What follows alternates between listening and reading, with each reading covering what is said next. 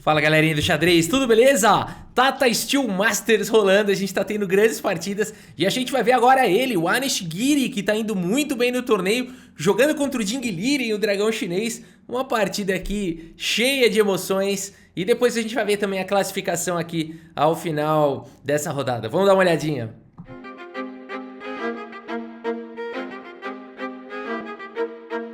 Agora, antes de começar o vídeo, eu quero falar um negócio aqui com você. Pera aí, você ainda usa planilha nos processos da tua empresa? E se eu te disser que com poucos cliques, você pode automatizar todos os processos da sua empresa? É sério isso, Rafa? É sério. A 4MDG é a transformação que você precisa para dar checkmate nos processos chatos e cansativos. E como é que você vai fazer isso? Você vai usar a plataforma da 4MDG e com poucos cliques, sem saber nada de codificação, você vai automatizar os processos. Processos de cadastros, compras, vendas, operações. Você vai desenhar um workflow e vai conectar ele em mais de 200 fontes de dados em tempo real. Já imaginou você poder digitar o CNPJ de um cliente ou de um fornecedor e em poucos segundos você ter todos os dados dessa empresa, inclusive análise de crédito? E poder então se livrar daquelas e-mails, daqueles processos manuais ali de requisição de reembolso, aprovação de compra e tudo mais. Faça o seu fluxo inteligente com a 4MDG e garanta a segurança da sua operação. Você vai definir os setores que receberão as informações, vai nomear os gestores, os aprovadores e também determinar os campos que precisam ser preenchidos.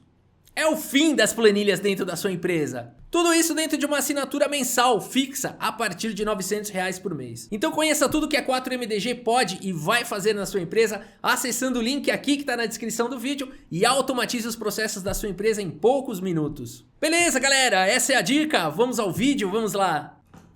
Muito bem, galera, Jing Liren tem as peças brancas contra o Giri e abre aqui com o cavalo F3, abertura hatch. D5 busca o centro, G3 vai fazer o fianqueto, cavalo em F6, bispo G2 desenvolvendo e aqui E6 pelo Giri, dando possibilidade de tirar o bispo e fazer o roque assim que for possível. Roque foi jogado, bispo E7 jogando simples, C4 aqui pelo Jing Liren, já ataca o centro, o Giri faz aqui o roque e aqui B3 o Jing Liren vai poder desenvolver o bispo de casas escuras nessa longa diagonal. O Giri segue aqui com D4, fala chega com essa ilusão, já coloca cone aqui nessa diagonal de casas escuras, E3 pelo Jing Liren, por favor abre esse caminho, C5 de jeito nenhum, e aqui então cavalo E5 pelo Jing Liren, colocando portanto bastante atividade aqui no centro e nas casas claras. Dama C7 foi jogado, ataca este cachorro, bispo F4 protegendo aqui o cavalo, e aqui cavalo de bem em D7. Cavalo D3 mantém aqui o cavalo no jogo, uma configuração esquisita aqui do Jing Liren, né?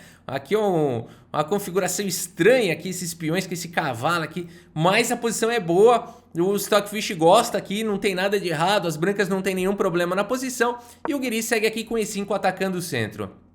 E agora o Jing Liren vai para mais um lance estranho, mas é o melhor lance da posição, cavalo em A3, né? Olha que coisa mais estranha, né, essa configuração aqui, mas ao mesmo tempo bacana, né, e tem seus perigos, claro, atacando aqui a ideia é ir lá para B5, o cavalo também pode atuar em C2, um bom desenvolvimento, não tinha outra casa aqui pro cavalo, né. A partida seguiu com A6, restringindo agora o salto do cavalo e bispo B2 segue completando o desenvolvimento. Bispo D6 traz um reforço aí no centro, G4 pelo Jing Liren, o melhor lance da posição, iniciando um ataque aqui na ala do rei. O Giri segue com o peão toma e aqui o Jing Liren pensa por meia hora nessa posição, galera. Por que que ele pensa tanto aqui, né? Porque aqui ele vai para o melhor lance da posição, que é jogar o lance G5, mas também ele deve estar considerando o peão toma aqui em D4, né? Deve estar considerando outras possibilidades, jogar um mais devagar aqui, um estranho lance H3 e para uns gambitos. A posição já é bem complexa. Por exemplo, aqui o Jing Liren joga o melhor lance da posição G5, e por que que ele calculou por quase meia hora aqui? Porque ele tem que considerar o que jogar se o Giri fosse sacrificar o cavalo aqui com, por exemplo, F por E3 que não foi jogado. Aqui o Jing Liren poderia seguir com peão toma e depois de cavalo toma, né? Por que que o Giri sacrificaria essa peça? Porque o Giri consegue um forte jogo agora na ala do rei, com as peças chegando, todo mundo vindo aí, né? E realmente a posição seria muito perigosa E aqui o Ding Liren teria que calcular também, portanto, as brancas tentando devolver material para anular esse ataque com torre por F6, por exemplo, D por E3. Continuações aqui complicadíssimas, com entrada em H2, aonde o Guiri ficaria com uma peça a menos, mas teria um peão passado, um forte ataque na ala do rei e 3 peões pela peça sacrificada, né? Realmente uma possível continuação extremamente complicada, e por isso o Ding Liren pensa por quase meia hora para fazer o lance G5. E o Guiri, sabe o que o Guiri pensa nessa posição? Não muito, ele tira o cavalo aqui para E8, gasta um minutinho aqui e fala, vou salvar meu cavalo. Ele nem considerou aqui o lance F por E3, que segundo as engines, segundo os computadores, de fato é o melhor lance da posição aqui para as negras. Por isso o Ding Liren tomou muito cuidado para fazer o lance G5, né? E aqui o Guiri fala... Olha pro lado, né? Dá uma mordida no sanduíche, fala, o que tá acontecendo? Atacou meu cavalo? Cavalo E8 aqui, jogado então pelo Guiri. O bom é que ele não gastou nada de tempo aqui, é um monstro esse cara. A partida seguiu com o cavalo por F4, o Ding Liren recupera aqui o peão.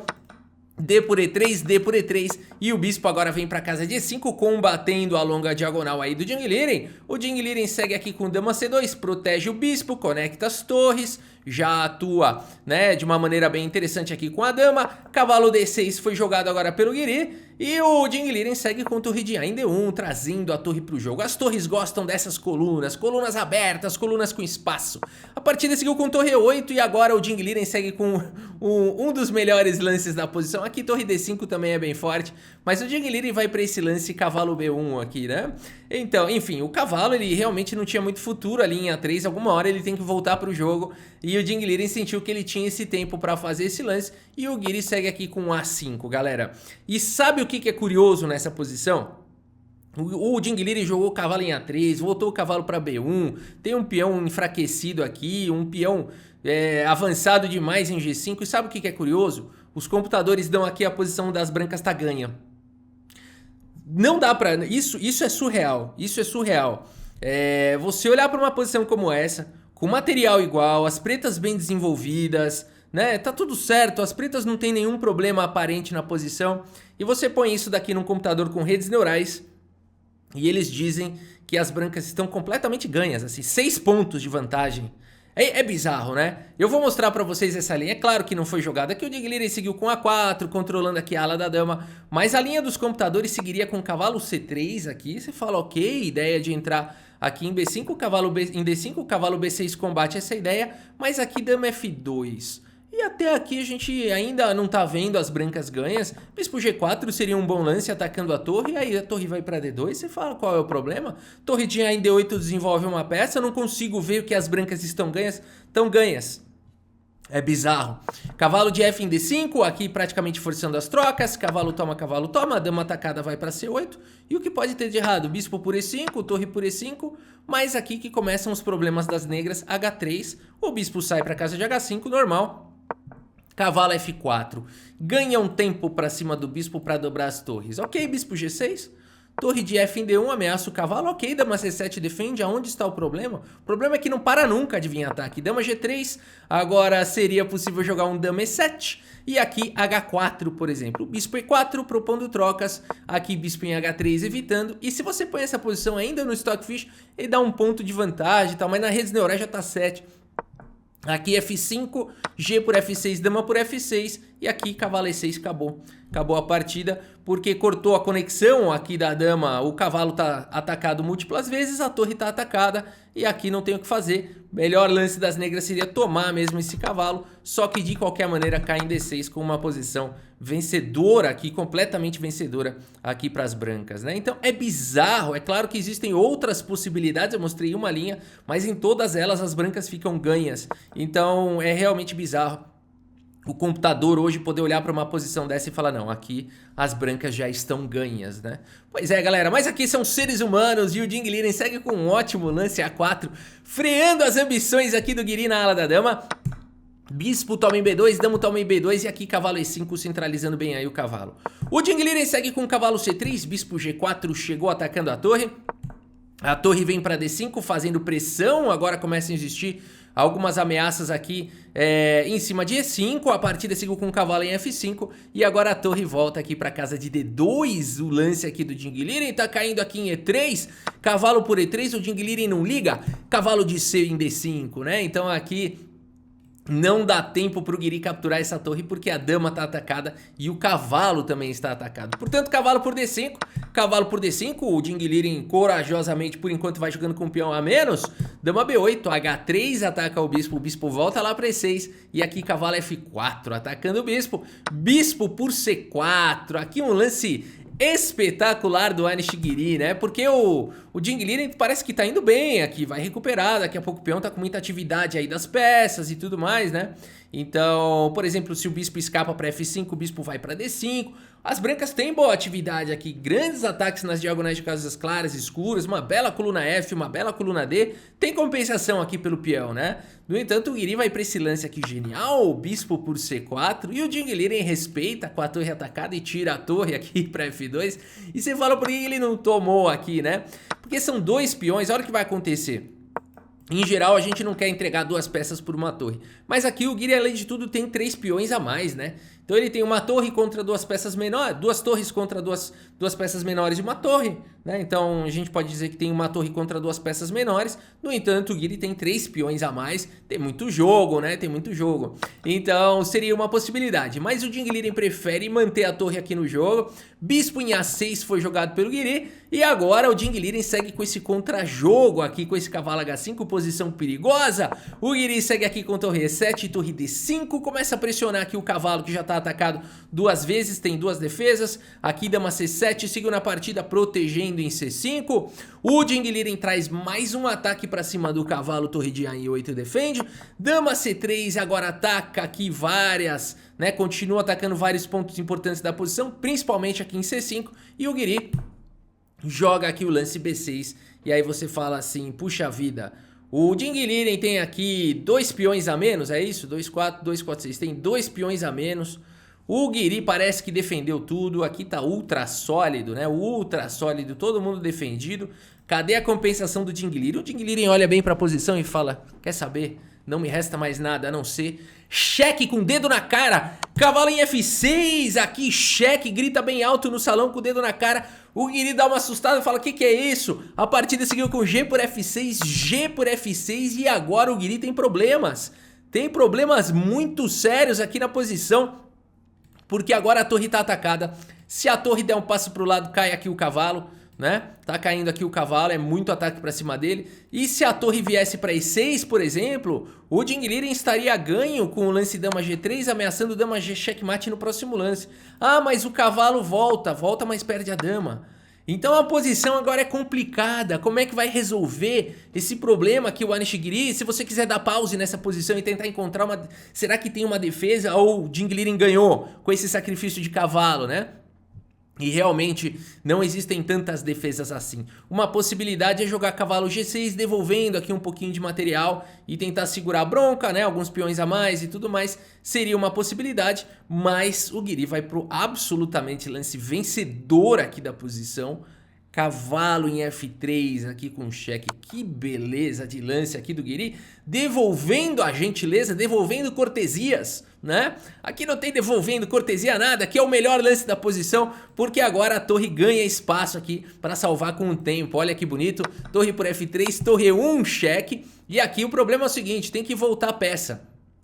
Se você voltar a torre, você tá devolvendo, tá entregando material. Portanto, o bispo F1 seguiu na partida, mas o Guiri vai para um lance de arremate nessa posição.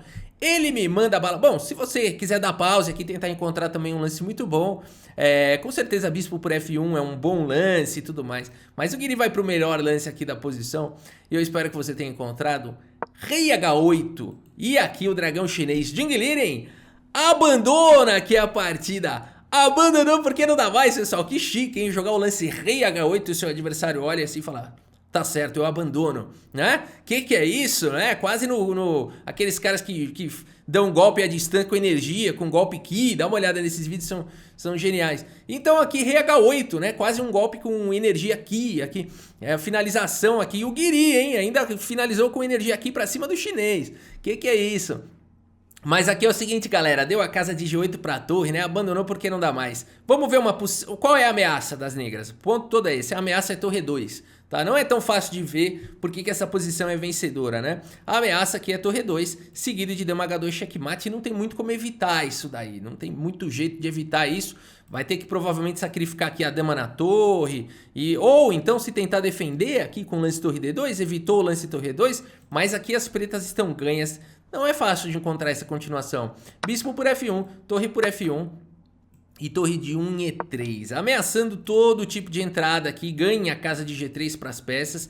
Depois de, por exemplo, dama C2, torre G8, cheque, torre G2, cobre. Torre por G2, dama por G2, parece que as brancas se defenderam, as pretas estão ganhas por quê mesmo? Torre G3 no final dessa sequência. Nada fácil, né? Mas aqui o Dinglira, enxergando tudo isso rapidamente, percebeu, né, que não tinha mais jeito e abandonou porque não dá mais, galera. Que partida bonita, que reviravolta, né? O Dinglira abriu estranho, mas incrivelmente ele estava melhor, né? A força do xadrez chinês, né? A compreensão ali diferente do xadrez chinês e deixou ele melhor na partida, mas ele acabou não encontrando ali as melhores maneiras de carregar ali para uma vitória, né? E aqui a gente teve 91% de precisão pro Guirin, 82.9 aqui pro Jing Liren, foi mais preciso o Guirin, a gente vê no gráfico exatamente isso, o Jing saiu melhor, mas acabou levando um tombo, né? E ali dois lances brilhantes do Guirin, bispo por C4, foi o primeiro deles, quando ele entrega lá a peça, e no final aquele cavalo F3, o único lance que dá a vitória ali pras negras, né? Bonita demais a partida.